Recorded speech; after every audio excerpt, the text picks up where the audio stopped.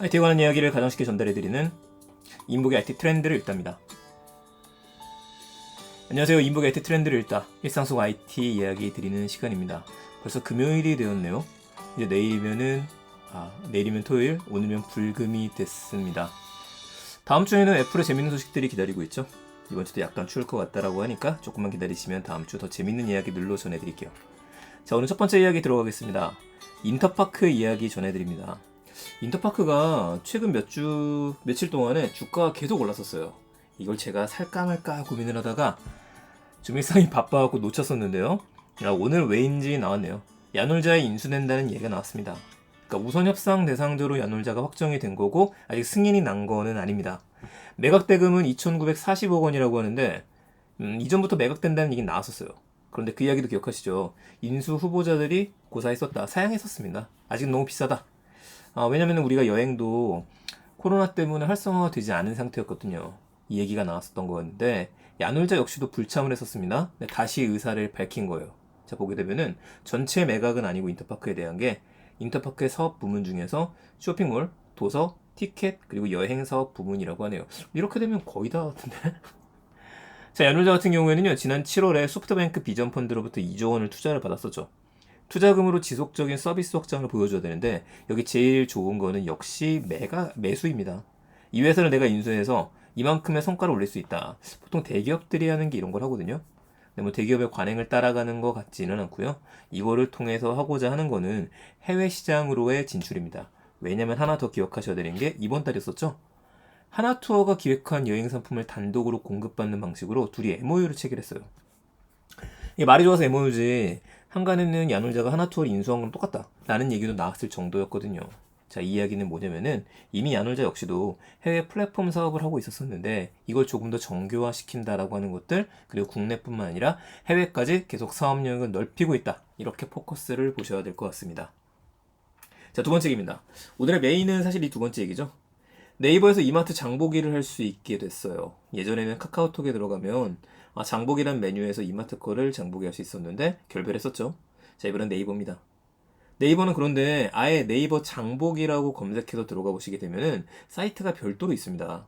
네이버 장보기 검색하면 이렇게 나오거든요. 그럼 당일 배송, 당일 배송, 당일 배송 써 있는데, 자, 여기 입점한 회사들 봐보세요.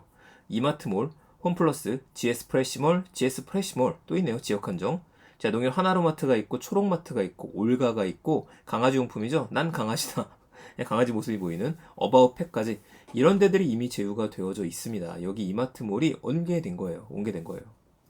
자, 이마트몰 같은 경우에는 쓱을 또 갖고 있잖아요. 쓱 배송, 새벽 배송 이것도 입점시킨다라고 하네요. 5만원 이상 구매하게 되면은 만원 페이백도 해주고요. 출석 스탬프에 대한 쿠폰도 들어가 있습니다. 자, 오픈 특가를 보니까 오늘 오픈 특가로 해서 국민템 최대 50% 할인이라는 의미로 있고요. 멤버샵, 우삼겹 바루구이 이런 것들을 50% 정도 할인해 줍니다. 확인해보니까 우삼겹 바루구이 같은 경우에는 50%는 아니고 20% 할인입니다. 그래도 처음 가입하시게 되면은 이게 장바구니 쿠폰을 줘요. 그러니까 배송 쿠폰을 주니까 지금 배송료가 3,000원 정도 들어가게 되는데 이것까지 무료로 받을 수 있습니다. 그게 아니라고 한다면 4만원 이상의 무료예요. SSG 이마트 입장에서는 이마트 몰이 있는데 왜 이런 생각을 했었을까? 그건 당연한 얘기겠지만 한계가 있기 때문이겠죠. 사람들이 점점 네이버로 쇼핑을 하면서 네이버 결제를 하는 게 편하다 보니까 지금 여기서 이마트로 결제하시게 되면 여러분들 네이버 쇼핑, 네이버 10% 적립이 되는 것도 있죠. 네이버 포인트 결제가 가능해요. 그러니까 모든 것들이 네이버로 합쳐지고 있구나. 굉장히 무섭다. 이렇게 봐야 될 것 같습니다. 무섭네요.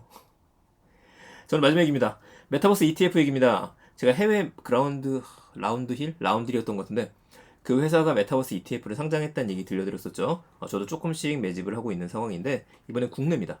국내에서 메타버스 ETF가 4종류가 상장이 됐어요. ETF 아시는 분도 있으시겠지만은 내가 메타버스에 투자하고 싶은데 어느 회사에 투자할지 모르겠어요. 자, 이럴 때 쓰는 거죠.